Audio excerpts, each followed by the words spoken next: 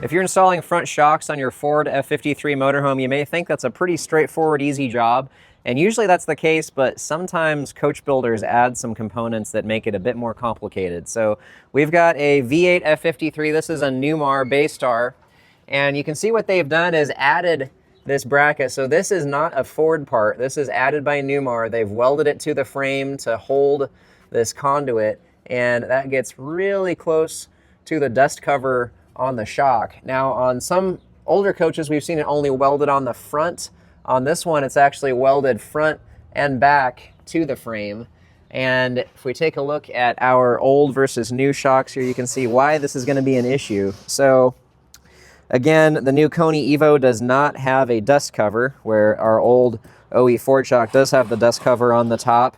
You can see the difference in the diameter of the main body of the shock, even the difference in diameter of the dust cover. The Koni body of the shock is actually larger diameter than the dust cover was on the original shock. So this would rub on that bracket if we didn't do something about it. All right, now we've got our Koni Evo installed on this side. So we tried to just kind of flare that bracket out a little bit. Sometimes you can use the original shock to kind of pry it out and gain some clearance. In this case, we just couldn't get enough. So we'll come around the back side of the bracket and see what we had to do. So we actually had to cut the bracket where it was welded before, and then welded in this new little section after spacing the bracket further out to get clearance for that shock.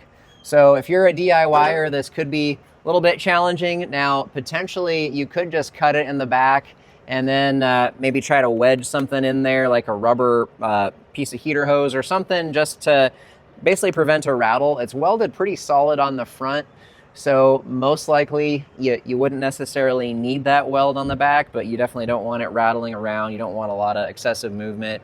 It's true that potentially that could over time work its way loose if it's not held secure, but again, you don't really have a whole lot of weight on that really, other than the bracket itself. But just something to be aware of if you are looking to install front shocks on your Ford F53 motorhome, especially if it's a Newmar.